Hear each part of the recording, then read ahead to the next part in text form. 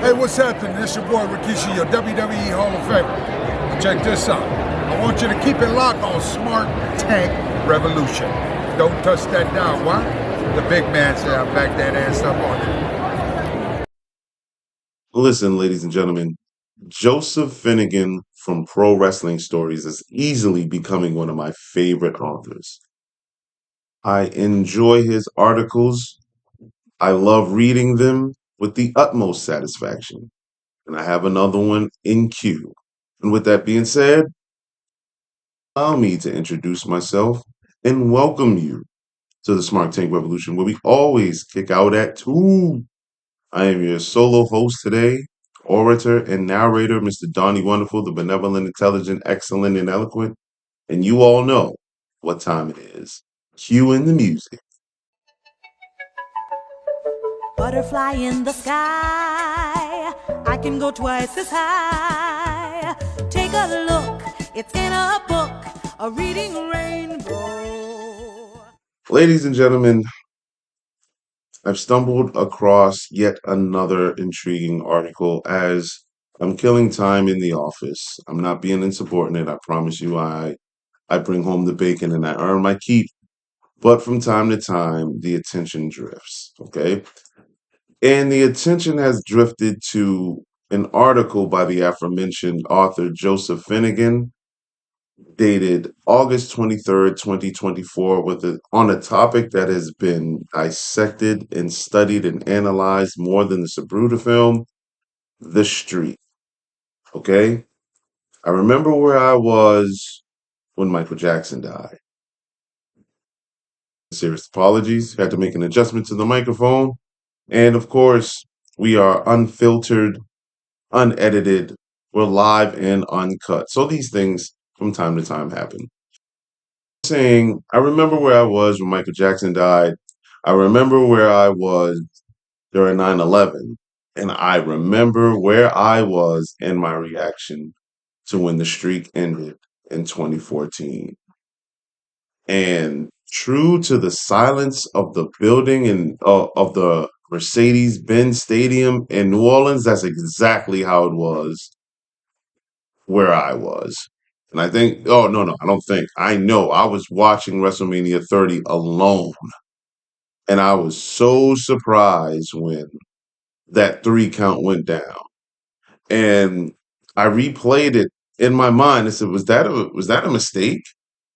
Like, what is going on? Wait. No, that didn't happen. Couldn't have happened. I couldn't have happened.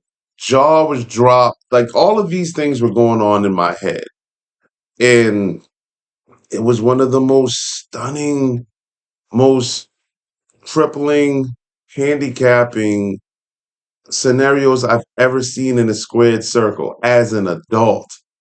I could not believe what just happened. Man. So now that we're a decade removed, well, yeah, a little over a decade removed, if not a decade exactly, there's been tons of shoot interviews about this. Paul Heyman has talked about it in depth. Now people have written about this thing a lot, and there's tons of backstories on it. Now I'm going to leave a link in the description box if you would care to visit us down there too, so you can read this thing because Mr. Finnegan did a great job with encompassing other topics that loosely are connected to the build up to this thing. But I'm only going to focus on some of the subtitles that I think are pertinent to the streak itself, like the actual day.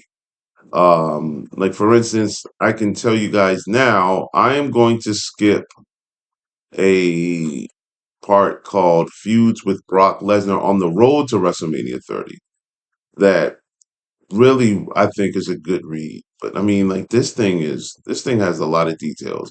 Brock Lesnar's want for a title match. Now that's probably going to be in a Netflix special when they greenlight a Vince McMahon series of some sort. Um, but yeah, there's a couple of those I'm going to skip. I'm not sure. There's one here, Paul Heyman spin, the myth and reality of WrestleMania 30. I'll probably read that one. The day Vince McMahon changed WrestleMania history. I'm definitely reading that part. Yeah, so let's get into this thing here. The theme has been played, so we already know what's up. This is titled "The Streak: Why It Ended for the Undertaker." It's secret details. I hope to learn something because I praised you really high, Mr. Finnegan. So I'm hoping that in the sections that I read that we learn something. Okay, let's get started. WrestleMania 30 was a landmark event in WWE history, but nothing sent shockwaves through the wrestling world quite like the end of the streak. The Undertaker's unparalleled 21-0 record at WrestleMania was shattered by Brock Lesnar, a moment that stunned fans and forever changed the landscape of professional wrestling. Pause. You have told no lie thus far. Resume. We dive into the secret details behind that unforgettable night, uncovering how one of wrestling's most surprising moments became etched in the memories fans around the globe. Hell of an opening sequence. Love it. All right. So, all right. Mind you, this is during the time where Taker was, I think, only wrestling once or twice a year.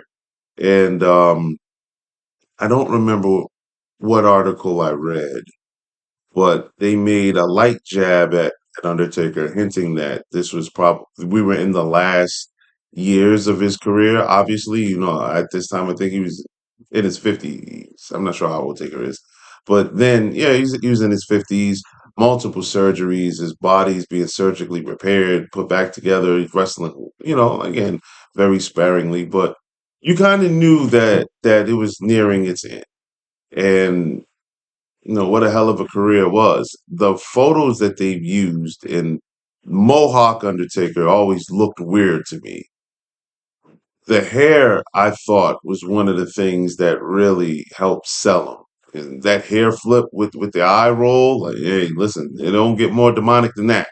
But let's continue. Okay, so subtitle: Brock Lesnar ends The Undertaker's legendary streak. All right. We already know this because we saw this unfold, but I'm going to read it. WrestleMania 30 was significant for several reasons. But for wrestling fans, it was most remembered for what occurred at the end of Undertaker and Brock Lesnar. Oh, sorry. I read that wrong. Start over. See? Unedited, unfiltered. WrestleMania 30 was significant for several reasons. But for wrestling fans, it was most remembered for what occurred at the end of the Undertaker and Brock Lesnar match. Here is how one of the most shocking moments in the modern era of wrestling unfolded behind the scenes. It's a visual that will be etched in the minds of wrestling fans forever. Better be, damn it. All right, let's see. The streak ends behind the scenes of WrestleMania 30. Nice subtitle. WrestleMania 30 went down on April 6, 2014 at the Mercedes-Benz Superdome in New Orleans, Louisiana. It is arguably the most important pay-per-view broadcast of the modern era due to it being the first show to air on the WWE network. The event is widely thought as the home of two huge moments. There's Yeselmania, where Daniel Bryan finally be over. I'm sorry, where Daniel Bryan finally overcame the evil top brass trying to hold him down. But before that happened, we saw the end of the undefeated streak of Undertaker at WrestleMania at the hands of Brock Lesnar. I'm gonna pause for a second. I remember at the time there was a channel called the Anything Goes show. Wherever those two are, uh, they were brothers, I believe. One of them was called The Pick. I can't remember the other guy. They covered everything. I love those two. I love the camaraderie that they had. They bounced ideas off of each other, but he was there. And what they used to do was something similar to what my esteemed colleague Joey and I do. Um, every time you review a pay per view, you're going to review all the matches. They didn't have a bipolar rating system like we do, but they ranked matches, gave their opinions, and he was saying that the night was going swell up until that point. After that, everything that followed that was he was basically trying to resuscitate everybody because the shock just again like it paralyzed everyone. Daniel Bryan, now Bryan Danielson, winning the title at the end, having that moment was great to see. Um, was needed for everyone to go home happy. And even though they did go home happy, the one thing that we all thought about was on the back of everybody's mind was, damn, the streak really ended. And watching the Undertaker just lay there and seeing that visual 21-1 and him walking slow up the ramp. Wow. Wow. Wow. Mm, mm, mm. All right, so let's proceed. Now it's just how it all unfolded behind the scenes. It's like the seventh time he said this. So I'm sorry. I'm getting a little impatient. All right. Was Brock Lesnar the right choice to end the streak? Good question. It's a moment that will be debated until the end of time. Was Brock Lesnar really the right man to end the streak?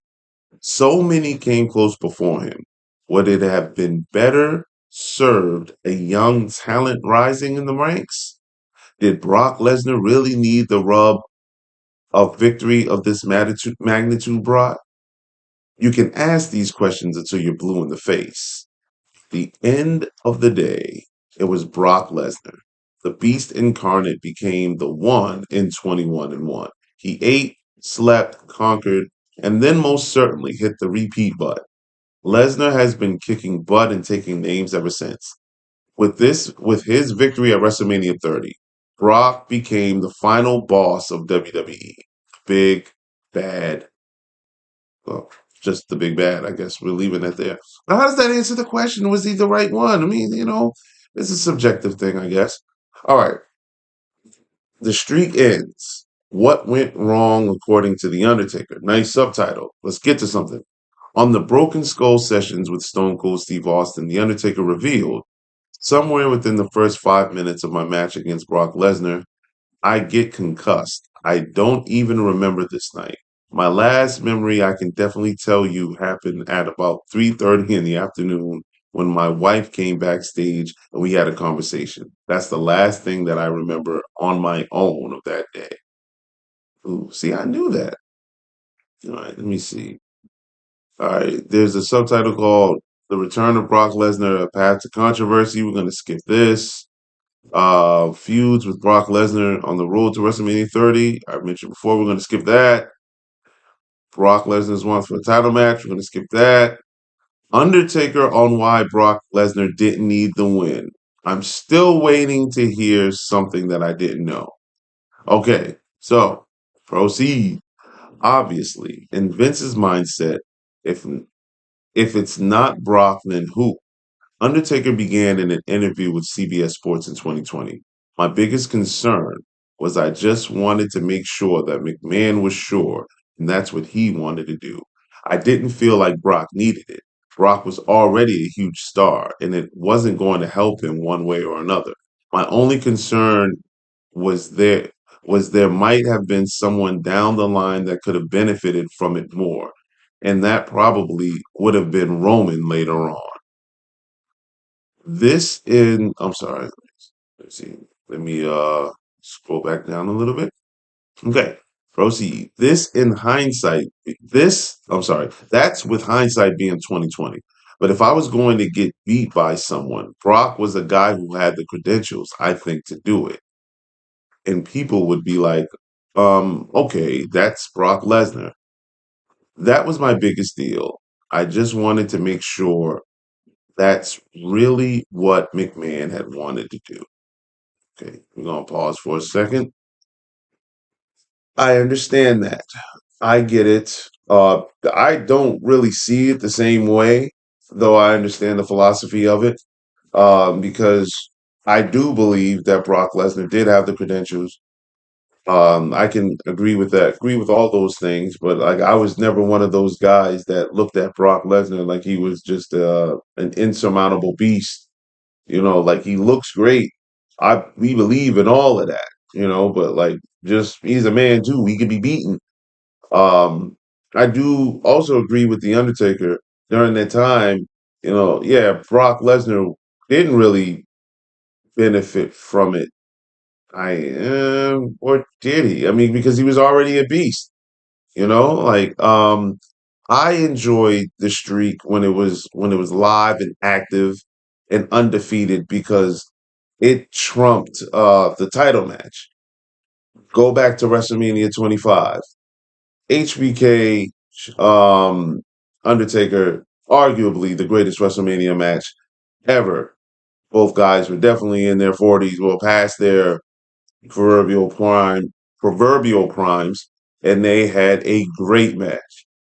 And there was a lore about it. Undertaker very rarely defeated Shawn Michaels, if ever, during that time.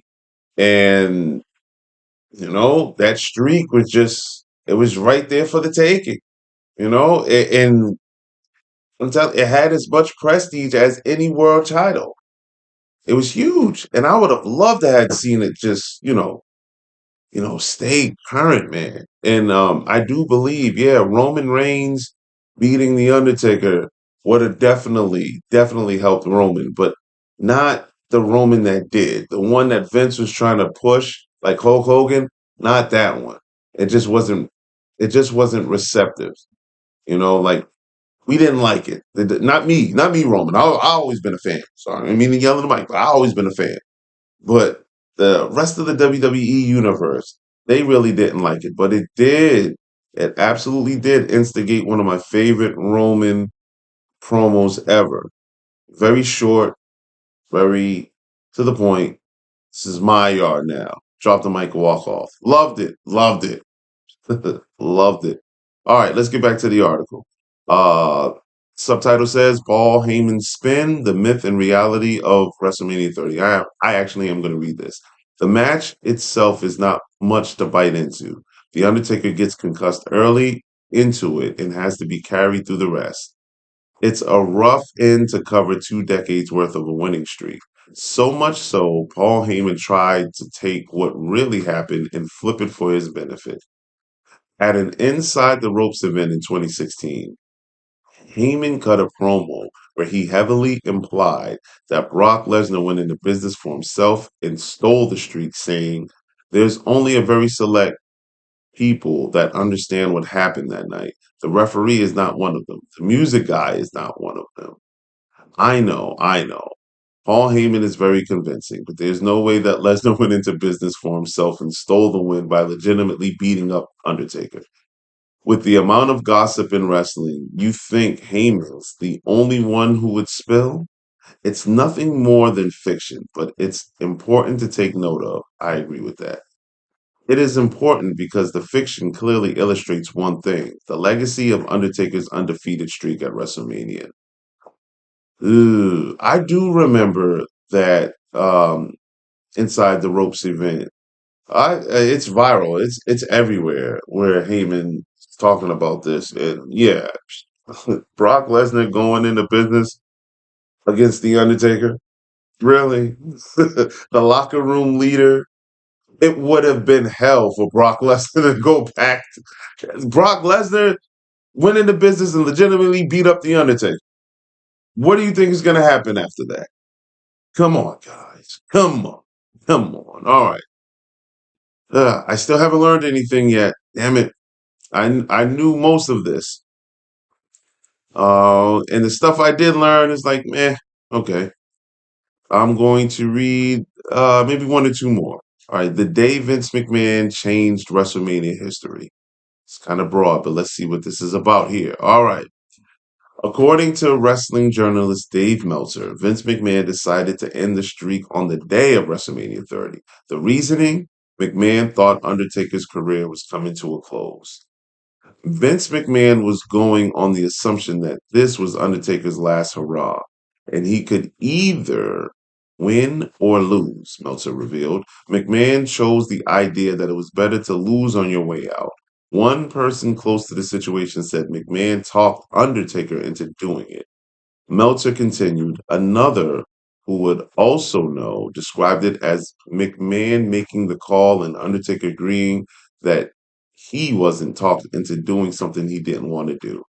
It was It was not his original call, but he was in on it and never protested the call. That's very gentlemanly. That's very gentlemanly. You know what? Respect to you, Undertaker. Respect to the dead man.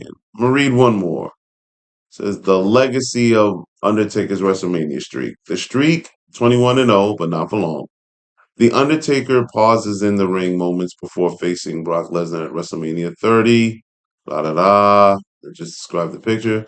In an interview with Yahoo Sports, Randy Orton reflected on Undertaker's WrestleMania streak. I think Undertaker and WrestleMania go hand in hand. It's unfortunate that he picked up a loss a few years back. I think that was wrong, and I think everyone would agree with me for the most part, with the exception of maybe Paul Heyman and Brock Lesnar. I don't believe that that loss tarnished his career. I just hate that his streak was tarnished. Ew. Ew. Ew. I agree. The Undertaker streak has been active as long as a lot of the audience had been alive, even longer for plenty of them. It's not often fully appreciated how long 23 years is. Undertaker's first WrestleMania win was over Jimmy Snuka at WrestleMania 7 in 1991, and he would lose to Brock Lesnar at WrestleMania 30 in 2024. Yeah, man, that's a whole life. That's a whole life. That's preschool, elementary school, middle school, high school, college, and your first job. Woo! Yeah, man. I agree with you, Randy. It's a shame that Taker's streak was tarnished by that because I don't know, man, the Roman loss wasn't that big to me. It was just like, well, I don't know, man. So imagine this: Undertaker beats Brock at WrestleMania 30. Then he has that match with Roman Reigns, right, where he loses. And at the end of it, he does everything he did. Takes the gloves off, leaves him in the middle of the ring, kisses his wife, and walks up. We still may have had the stunned silence, but at least it would have been, you know, the gunslinger hanging up the belt buckle, you know. Yeah, yep. He's giving up his Rugers. He's giving up his Magnums. It's all over.